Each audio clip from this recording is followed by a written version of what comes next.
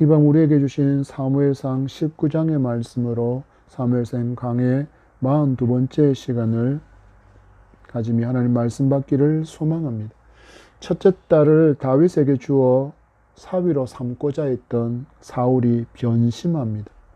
다윗은 만만이고 사울은 천천히라고 외치는 여인들의 노랫소리에 그 불편한 마음을 감추지 않았던 사울은 다윗을 사위로 삼으며 자기를 위해서 싸우는 자가 될 것이라고 여겼기에 첫째 딸 메랍을 다윗에게 주려고 하다가 갑자기 무홀랏 사람 아드릴에게 아내로 줘버렸습니다. 그러다가 시간이 흘러 이제는 딸 미갈이 다윗을 사랑한다라는 얘기를 전해 듣고는 그가 하나의 조건을 내겁니다.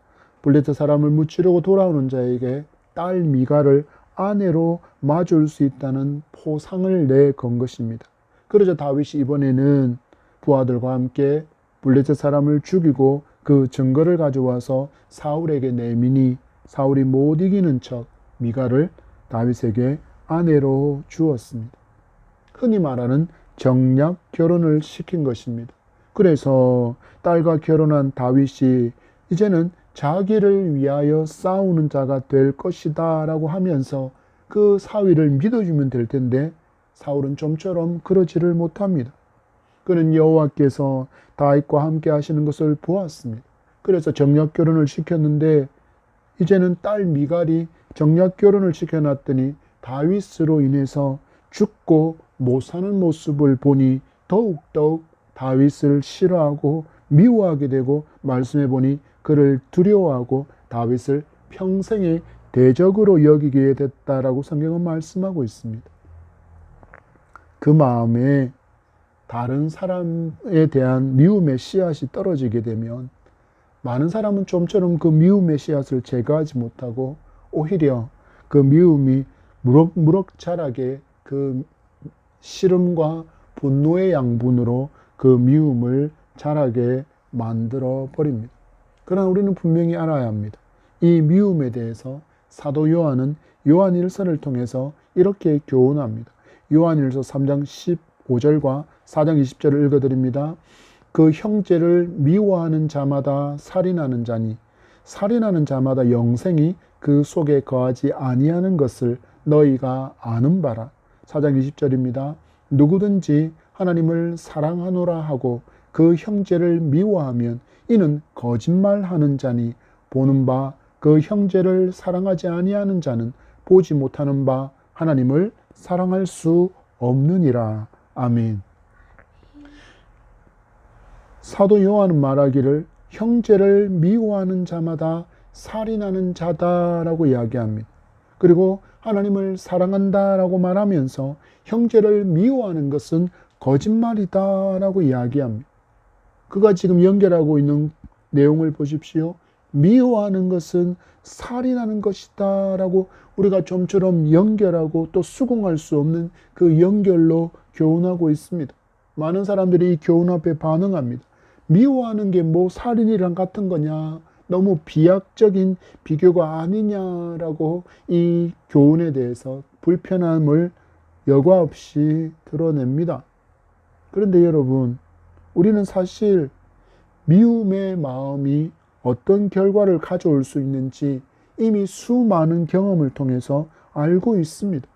우리가 누군가를 미워하는 마음을 가지게 되면 점점 그 상대방의 말하는 것, 행동하는 것, 심지어는 표정 하나하나까지도 못마땅하게 여겨집니다. 그러다가 어떻게 될까요?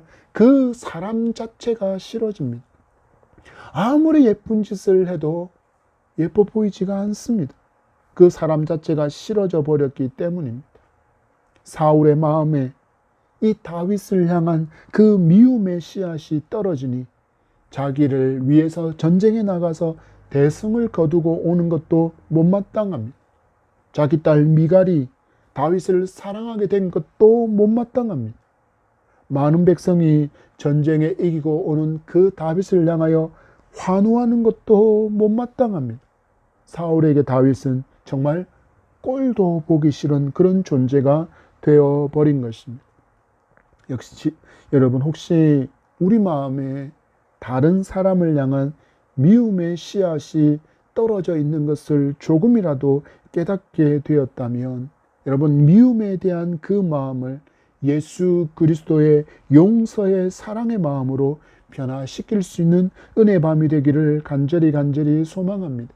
여러분, 그렇지 않으면 우리의 마음에 심겨진 이 미움의 씨앗이 자라서는 우리도 스스로 통제하지 못하는 그런 결과를 초래할 수 있기 때문입니다. 우리는 오늘 주신 말씀으로 미워하는 자, 그 대적자에게서 보호하시는 하나님의 사랑의 손길을 발견하고 원수인 나를 먼저 사랑해 주신 그 아버지의 사랑에 감사하며 그 사랑을 본받아 원수라도 사랑할 수 있는 하나님 사랑을 실천하는 거룩한 성전으로 살아가는 저와 여러분이기를 간절히 소망하며 축복합니다.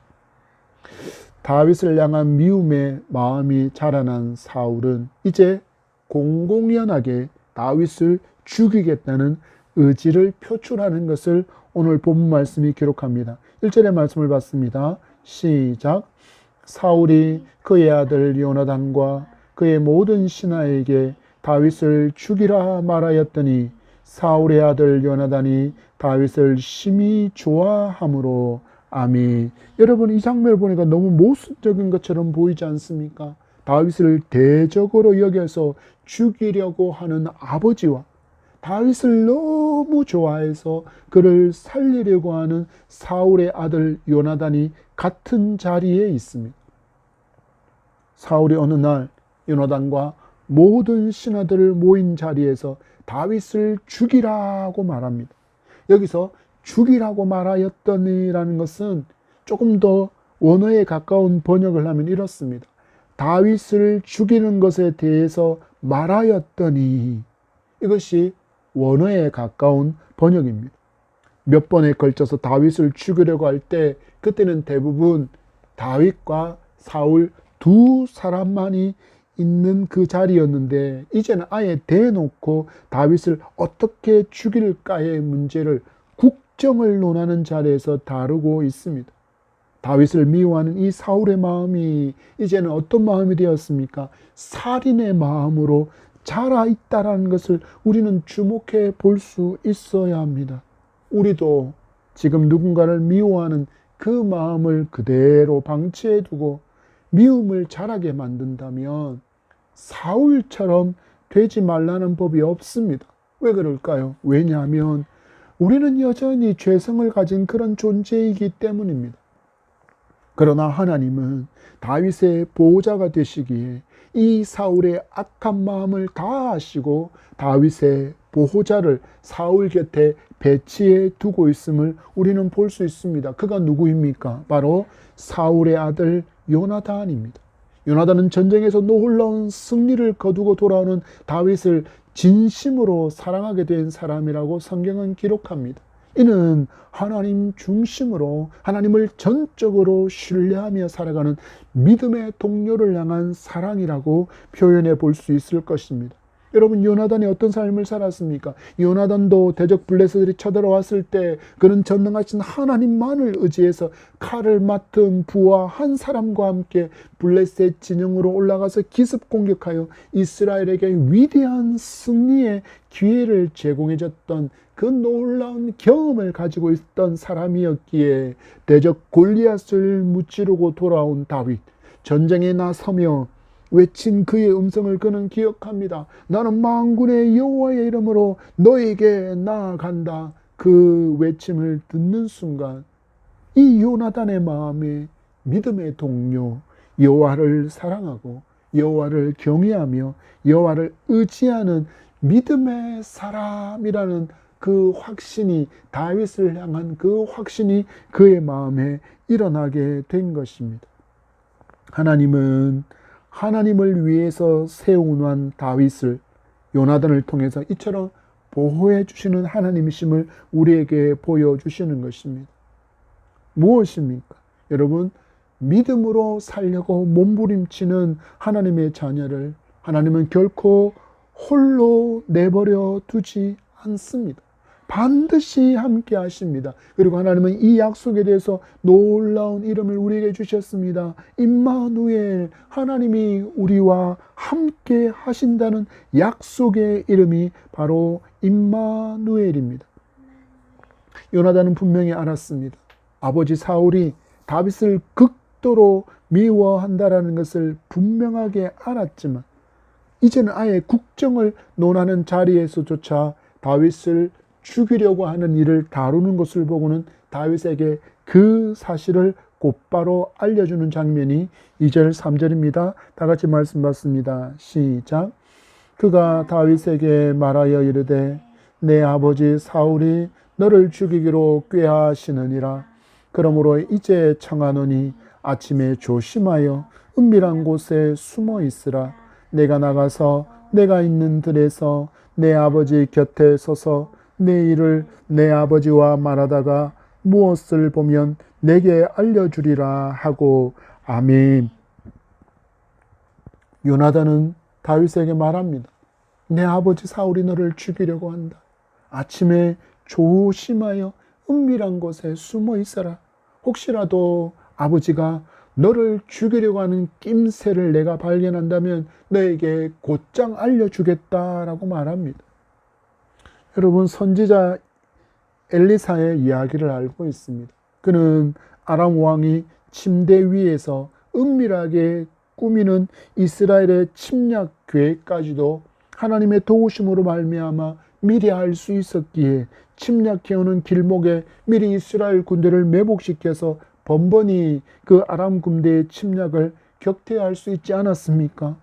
하나님께서 이제는 다윗에게 아예 사울의 괴계를 곁에서 볼 수 있는 눈과 귀를 심어두시고 그를 보호해 주시고 있습니다. 그가 누구입니까? 바로 요나단입니다. 여러분, 우리도 살아가다 보면 위기의 상황을 먼저 알고 피하여서 생명을 건지는 경우도 너무나도 많습니다. 이런 상황들을 우리가 미리 볼 수 있는 것이 하나님의 은혜였음을 분명히 알 수 있기를 소망하고 감사하는 저와 여러분의 입술이 되기를 소망합니다. 어떤 영상에 보니 이런 장면이 있었습니다. 세 사람이 카누를 타고 정글을 여행하고 있는데 중간에 앉아있던 사람이 맨 뒤에 앉아있는 사람이랑 이런저런 이야기를 나누는 순간이었습니다. 그때 맨 앞자리에 앉아있던 사람이 수면 가까이에 드리워진 그 나뭇가지를 발견하고는 얼른 고개를 숙여서 피했습니다. 그렇지만 맨 뒤 사람이랑 이야기를 하느라 그 전방에서 시선을 놓치고 있던 이 사람은 어떻게 되었을까요? 첫 사람이 그렇게 피한 그 나뭇가지의 뒤통수를 맞아 굉장히 아파하는 장면이 있었습니다. 또 이런 장면도 있었습니다. 두 사람이 일행이 아니라 두 사람이 비 오는 날에 우산을 쓰고 길을 걸어가고 있었습니다. 앞서서 가던 사람이 맨홀 뚜껑이 반쯤 열려 있는 것을 발견하고는 쓱 피해서 안전하게 길을 계속가고 있는데 뒤에서 걸어가던 사람은 우산을 들고 한쪽 손에는 핸드폰을 보느라 열린 맨홀을 발견하지 못했습니다. 그리고는 발이 쑥 빠져서 넘어지는 장면이 바로 한 장면이었습니다. 여러분 보십시오. 이런 때에 먼저 가지를 발견한 사람이 당연히 뒷사람도 발견했으리라고 여기지 않고 나뭇가지가 낮게 있으니 조심하라고 외쳐주었다면 자기는 안전하게 맨홀 뚜껑을 보고 발견해서 피했지만 혹시 뒤따라오는 사람이 있는지 살펴보고 그를 향해서 경고해 주었다면 그는 다치지 않았을 것입니다. 여러분 보십시오. 하나님의 보호하심은 이처럼 세밀한 보호하심으로 당신이 세운 왕 다윗을 보호해 주시고 있습니다. 미리 알려주고 있기 때문입니다. 미리 알려서 대비해 주게끔 하나님께서 그 길을 피할 수 있는 길들을 열어주시고 있는 것입니다.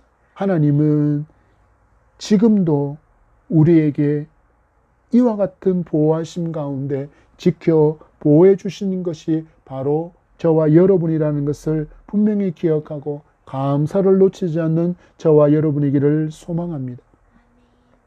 아버지의 속마음을 알아보겠노라고 약속한 요나단이 아버지에게 일부러 다윗을 칭찬하며 그 의중을 살피고 설득하는 장면이 4절에서 5절의 말씀입니다. 다 같이 시작.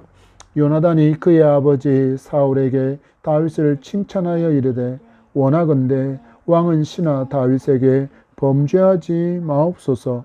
그는 왕께 득죄하지 아니하였고 그가 왕께 행한 일은 심히 선함이니이다. 그가 자기 생명을 아끼지 아니하고 블레셋 사람을 죽였고 여호와께서는 온 이스라엘을 위하여 큰 구원을 이루셨으므로 왕이 이를 보고 기뻐하셨거늘 어찌 까닭없이 다윗을 죽여 무죄한 피를 흘려 범죄하려 하시나이까. 아멘. 요나단이 그의 아버지에게 말합니다. 왕은 당신의 신하인 다윗에게 범죄하지 마십시오. 그는 왕에게 죄를 짓지도 않았습니다.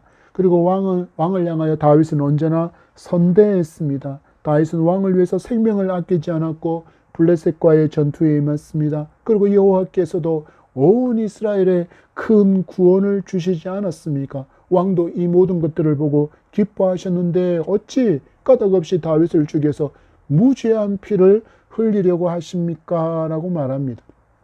요나단이 지금 크게 두 가지의 주제로 사울에게 말하고 그를 설득하고 있습니다. 무엇입니까? 사울 왕에게 다윗은 죄가 없을 뿐만 아니라 사울을 위해서 최선을 다한 다윗이니 그를 해치지 말라라고 설득하는 것.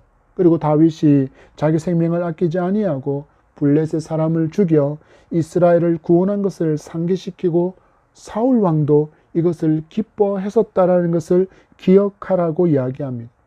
그러니 이와 같은 다윗을 죽이는 일로 무죄한 피를 흘리는 죄를 범하지 말라라고 그를 설득하고 있습니다. 여러분, 우리의 삶을 돌아보십시오.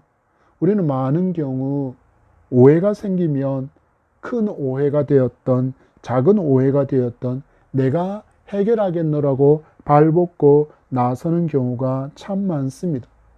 처음에는 조근조근 부드러운 대화로 그렇게 의지를 갖고 이 오해를 풀어내리라고 대화를 하지만 어떻습니까?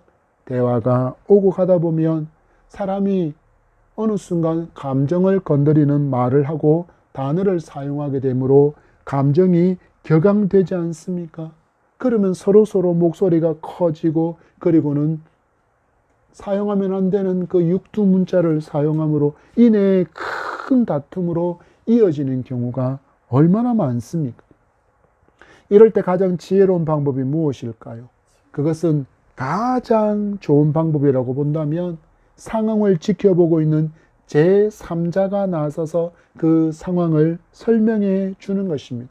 이 사람은 자기가 이해 당사자가 아니다 보니까 좀 더 차분한 목소리로 상황을 객관적인 입장에서 설명해 줄 수 있습니다. 여러분 한번 상상해 보십시오. 만약에 다윗이 이 억울한 마음을 가지고 자기를 죽이려고 하는 그 사울에게 가서 왕이여, 지금 당신이 나에게 하고자 하는 그 모든 것들은 너무나도 합리적이지 않습니다. 너무나도 억울한 일을 왜 나에게 행하려 하십니까? 라고 자기의 억울함을 호소하고 감정적으로 대했다면 어떤 일이 일어났을까요? 다윗은 그 자리에서 죽임을 당하고 말았을 것입니다. 그러나 하나님은 이 상황을 너무나도 잘 아신 하나님이시기에 그는 다윗이 아닌 요나단을 사울 앞에 서게 했고 다윗을 대신해서 다윗을 변호하게 하심으로 또 한 번의 생명의 위기를 넘어가게 하시는 은혜를 하나님께서 보여주고 있습니다. 6절과 7절의 말씀을 봤습니다. 시작. 사울이 요나단의 말을 듣고 맹세하되 여호와께서 살아계심을 두고 맹세하거니와 그가 죽임을 당하지 아니하리라. 요나단이 다윗을 불러 그 모든 일을 그에게 알리고 요나단이 그를 사울에게로 인도하니 그가 사울 앞에 전과 같이 있었더라. 아멘. 요나단의 말을 들은 사울이 여호와의 살아계심을 두고 다윗이 죽지 않을 것이다 라고 맹세합니다. 그리고 요나단은 이 맹세를 들은 후에야 다윗에게 이 모든 상황을 설명해서 알게 하고 사울 앞에 섰지만 죽음을 피할 수 있었습니다. 여러분, 우리의 삶도 마찬가지입니다. 우리는 전혀 알지 못하지만 우리를 위한 어떤 대변자가 등장해서 가정에서, 학교에서, 직장생활에서 도움을 얻는 일이 너무나도 많았다라는 것을 여러분 감사할 수 있기를 바랍니다. 드러나지 않았을 뿐입니다. 하나님께서는 분명히 여러분들을 변호하기 위한 그 변호를 할 그 사람들, 여러분을 보호할 그 사람들을 예비해 두셨고 그들로 말미암아 여러분들은 어려움을 당하지 않은 경우가 너무나도 많았다라는 것을 여러분 말씀 가운데 기억하고 감사할 수 있기를 바랍니다. 하나님께서 나를 대신해서 변호해 주심으로 오해도 위기도 벗어나게 해주신 일이 너무나도 많을 텐데 하나님은 이것 다 우리에게 숨기고 계십니다. 우리가 천국에 간다 하면은 알 수 있을지 모르겠습니다. 여러분, 다윗이 하나님의 은혜로 말미암아 죽음의 위기를 또 벗어났지만 사울이 가진 다윗을 향한 이 미움과 그 살해의 마음이, 살인의 마음이 멈추고 사라진 것이 아닙니다. 요나단의 말을 듣고 사울이 분명히 맹세하지만 이 맹세의 유효기간이 너무 짧습니다. 잠시 후면 또 다윗을 죽이겠다고 창을 집어 던지는 사울을 우리는 만나기 때문입니다. 여러분, 우리도 세상살이 동안에 정말 많은 약속을 다른 사람과 맺으며 살지만 그 모든 약속이 다 지켜지지 않고 우리도 그 모든 약속을 좀처럼 지키지 못할 때가 많다라는 것을 인정할 수밖에 없습니다. 여러분, 우리에게 무엇을 교훈하는 것입니까? 그 약속하신 것을 아들의 목숨으로 지킨 신실하신 분은 오직 하나님 한 분뿐이라는 것을 반드시 기억할 수 있기를 바랍니다. 무엇을 말하는 겁니까? 우리가 믿고 우리가 신뢰하고 따르고 의지할 수 있는 약속은 오직 하나님의 약속뿐임을 알려주는 그 증거가 바로 십자가이고 십자가에서 죽으신 예수 그리스도가 바로 우리의 증인이심을 여러분 분명히 기억할 수 있기를 바랍니다. 이처럼 신실하신 하나님의 사랑을 믿고 신뢰하는 우리에게 하나님의 놀라운 보호하심이 지금까지 지켜주셨고 또 영원토록 우리의 보호자가 되어주신다는 이 약속 앞에 감사와 찬양과 존귀와 영광을 아끼지 않는 저와 여러분의 삶이기를 축복합니다. 계속해서 이어지는 이스라엘의 위기와 또 다윗의 위기가 말씀 가운데 등장합니다. 8절의 말씀입니다. 시작. 전쟁이 다시 있으므로 다윗이 나가서 블레셋 사람들과 싸워 그들을 크게 쳐 죽이매 그들이 그 앞에서 도망하니라. 아멘. 대적 블레셋이 또 쳐들어왔습니다. 국가가 위기를 맞이했을 때 믿음의 사람 다윗이 나가서 승리를 거두고 그들을 모두 쫓아내 버렸습니다. 이렇게 또 하나님께서 함께 하시는 이 놀라운 승리를 다윗이 이스라엘에 안겨 주었습니다. 그러면 보통 어떤 장면이 이어지는 것이 정상적일까요? 그가 행한 그 수고와 그 위로 공로를 치하하고 또 전투에서 전사한 병사 그 가정과 다친 병사를 위로하는 일이 뒤따라야 할 것인데 말씀은 이 모든 장면은 다 빠져 있고 질투와 시기심으로 불타올라 미움에 제대로 사로잡힌 사울만을 보여주고 그 배후에 악령이 있음을 알려주고 있습니다. 9절과 10절의 말씀입니다. 시작. 사울이 손에 단창을 가지고 그의 집에 앉았을 때 여호와께서 부르시는 악령이 사울에게 접하였으므로 다윗이 손으로 수금을 탈 때 사울이 단창으로 다윗을 벽에 박으려 하였으나 그는 사울의 앞을 피하고 사울의 창은 벽에 박힌지라 다윗이 그 밤에 도피하매. 아멘.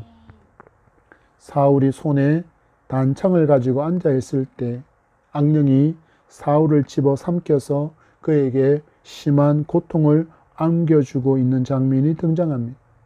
그리고 이런 일이 있을 때마다 수금을 연주해서 그에게 안정을 취하게 해주었던 다윗도 등장합니다.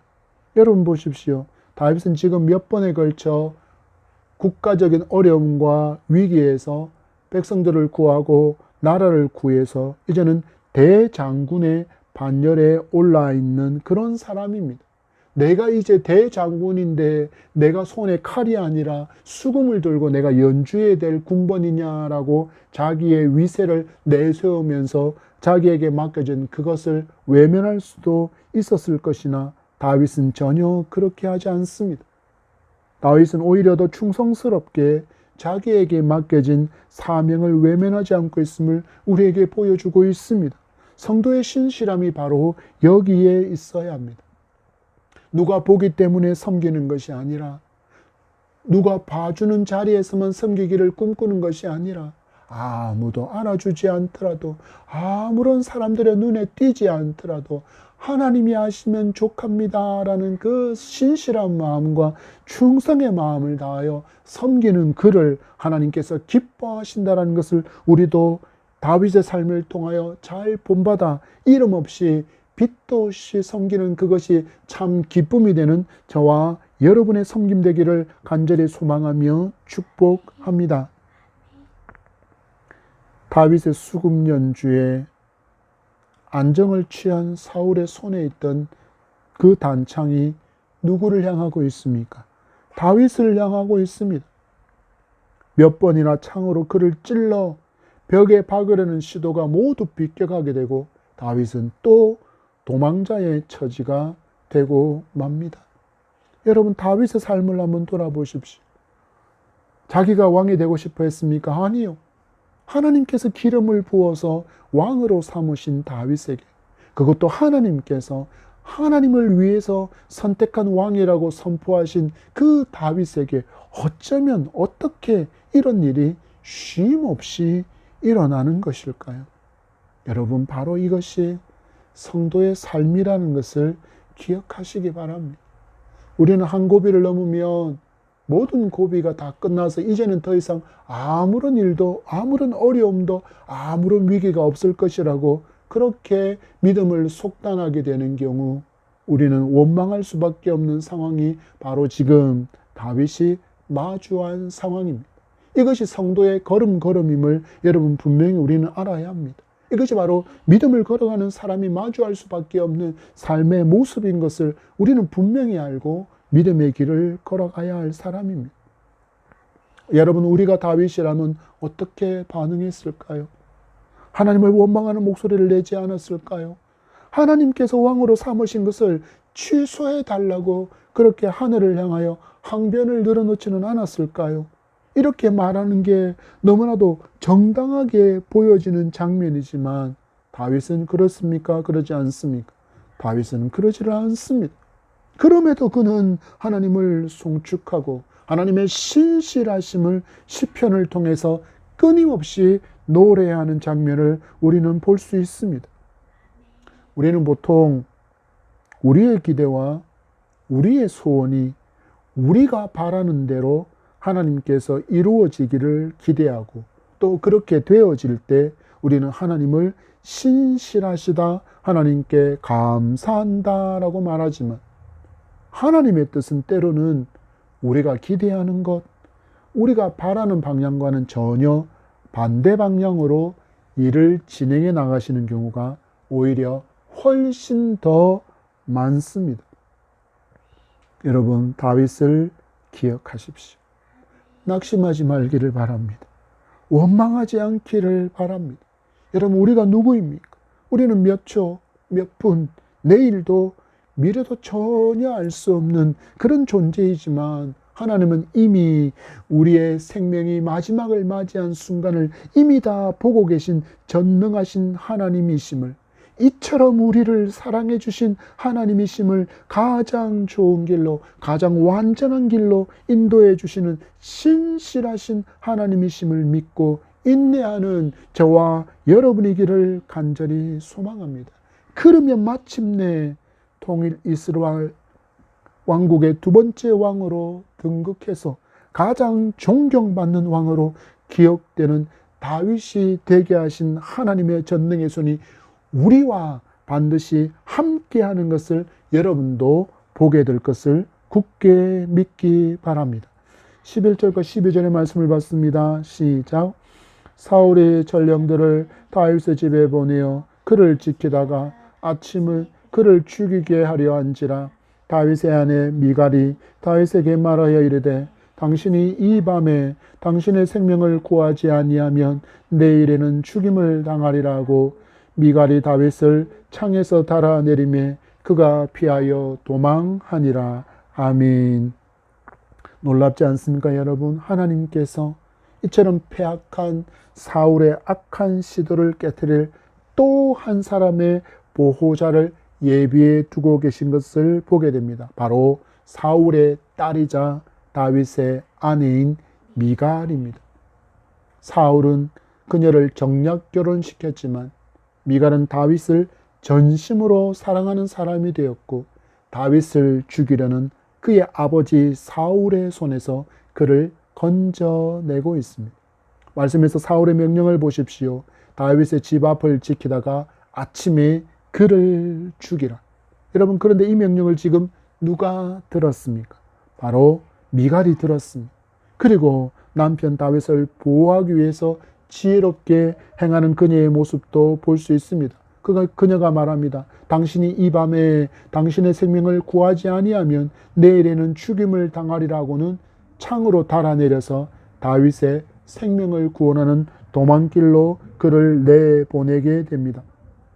우리는 여기서 또 한 사람을 생각해 볼 수 있습니다. 바로 여리고를 정탐한 이스라엘의 첩보대를 숨겨주고 쫓아온 여리고 군인들을 따돌릴 시간을 벌어주었던 바로 기생 라합과 같이 창문을 통해서 도망한 다윗이 더 멀리 더 안전하게 도망갈 시간을 벌어주는 미갈의 지혜를 볼 수 있습니다. 13절과 14절의 말씀을 봤습니다. 시작. 미갈이 우상을 가져다가 침상에 누이고 염소 털로 엮은 것을 그 머리에 씌우고 의복으로 그것을 덮었더니 사울의 전령들을 보내어 다윗을 잡으려 하며 미갈이 이르되 그가 병들었느니라. 아멘. 여기서 미갈이 우상을 가져왔다라고 말하는, 여기서 말하는 이 우상을 보통 드라빔이라고 그렇게 말합니다. 그런데 보니까 이 드라빔이 굉장히 큽니다. 우린 또 한 사람의 드라빔을 알고 있습니다. 바로 아버지의 드라빔을 훔쳐갔던 라헬. 그녀가 그렇게 아버지의 드라빔을 훔쳤지만 그 발견할 수 없었던 것은 그 드라빔이 너무나도 작은 그런 인형과 같은 것이었기 때문입니다. 그런데 미갈이 가지고 있던 이 우상 드라빔은 사람 크기만큼의 거대한 우상이었음을 알 수 있습니다. 그 우상을 가져다가 침대에 누입니다. 그리고는 염소털로 그 머리에 씌우고 의복으로 입혀서 마치 사람이 누워있는 것처럼 그렇게 꾸몄습니다. 집 앞을 지키던 군인들이 아침이 되어도 다윗이 집 안에서 나오지 않자 집으로 들어가려고 했다라는 것을 우리가 유추해 볼 수 있습니다. 그때 미갈이 우상을 가져다가 침상에 누이고 염소 털로는 머리카락처럼 보이게 씌우고 또 옷을 입혀서 다윗이 정말 병들어서 머리가 산발한 채로 누워있는 것처럼 보이게 꾸몄습니다. 그러는 미갈이 그 군인들에게 말하기를 다윗이 병들어서 누워있다라고 말합니다. 집에서 도망간 것도 아니고 병들어 누워있는 것을 보고는 병사들이 그를 죽이지 않고 물러납니다. 무엇을 벌었습니까? 시간을 벌었습니다. 그의 남편 다윗이 도망갈 수 있는, 멀리 도망갈 수 있는, 안전하게 도망갈 수 있는 시간을 벌었습니다.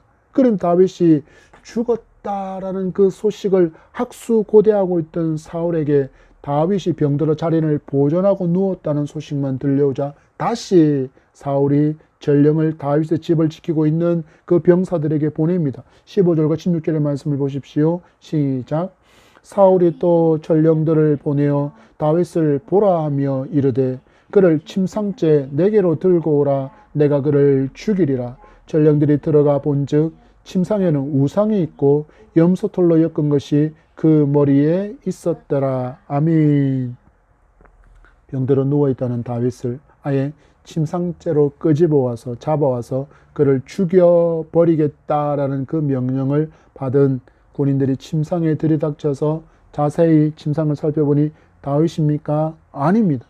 이 황당한 상황을 보고받은 사울이 미갈에게 불처럼 화내는 장면이 오늘 본문의 마지막 절입니다. 17절입니다. 시작. 사울이 미갈에게 이르되 너는 어찌하여 이처럼 나를 속여 내 대적을 놓아 피하게 하였느냐. 미갈이 사울에게 대답하되 그가 내게 이르기를 나를 놓아 가게 하라. 어찌하여 나로 너를 죽이게 하겠느냐 하더이다 하느라. 아멘. 사울의 딸 미갈에게 불처럼 화를 냅니다. 왜 내가 나를 속여서 나의 대적인 다윗을 도망가게 하였느냐. 이 말에 미갈의 대답을 들어보십시오. 다윗이 말하기를 쉬운 성경에는 이렇게 번역하고 있습니다. 다윗이 자기를 도망가게 하지 않으면 나를 죽이겠다고 위협했기 때문에 어쩔 수 없이 행한 것입니다. 라고 사울에게 미갈이 대답합니다. 이렇게 사울의 다윗 살해 시도는 또 실패로 돌아가고 다윗은 멀리 도망가서 생명을 이어가게 되었습니다. 여러분, 누가 함께 하신 결과입니까? 바로 여호와 하나님이십니다. 임마누엘의 하나님께서 함께 하신 결과입니다. 이 하나님께서 지금 저와 여러분과 함께 하심을 굳게 믿기 바랍니다. 하나님께서 나를 보호하시고 나를 보호할 많은 사람도 준비하셔서 지금까지 지켜주셨음에 감사하고 감격하고 감탄의 찬송을 올려드리는 저와 여러분이기를 소망합니다. 눈에 보이지 않지만 하나님의 위대한 오른손이 저와 여러분을 붙든 결과가 바로 오늘이라는 것을 굳게 믿고 매일의 감사가 넘치는 저와 여러분의 삶이기를 축복합니다. 말씀을 맺습니다. 하나님은 당신의 자녀가 혼자 이 험한 세상을 살게 하지 않습니다. 결코 하나님은 그렇게 일하시지 않습니다. 하나님께서 맡겨주신 자녀인 줄 알고 최선을 다해서 양육할 부모를 예비해 두셨습니다. 형제 자매를 두셨습니다. 그리고 이들이 나를 외면할 때도 하나님은 또 다른 보호자를 두셔서 지금껏 나를 살게 하시고 보호해 주셨음을 다윗을 보호해 주시는 손길을 통해서 발견할 수 있는 풍성한 은혜가 있기를 소망합니다. 그래서 그 은혜를 발견하고 그 은혜의 감사 제목들을 발견하고 여러분의 삶에 감사가 날마다 넘치게 되기를 축복합니다. 참으로 모든 것이 불확실한 시대 한가운데 저와 여러분이 서 있습니다. 내일이 어찌 될지 정말 아무도 장담할 수 없는 정말 불확실한 시대 한가운데 우리는 서 있습니다. 그러나 가장 확실한 하나님의 신실하신 약속이 저와 여러분과 함께하고 있음을 오늘 말씀 가운데 발견하셨으니 이 약속을, 이 신실하심을 굳게 믿는 저와 여러분이기를 소망합니다. 그 증거가 바로 하나님의 말씀이고 그 증인이 바로 이 땅에 오신 말씀이신 예수 그리스도이십니다. 이 눈에 아무 증거 아니 배어도 믿음만을 가지고서 늘 걸으며 이 귀에 아무 소리 아니 들려도 하나님의 약속 위에 서리라. 걸어가세 믿음 위에 서서 나가세 의심 버리고 이 굳센 믿음으로 나아갈 수 있는 저와 여러분이기를 소망합니다. 오직 믿음으로 순례의 여정을 기쁨으로 걸어가며 다윗을 도우신 하나님의 전능하신 오른손을 우리도 날마다 경험하며 살아가는 산 믿음의 삶이 저와 여러분에게 풍성하게 펼쳐지게 되기를 축복합니다.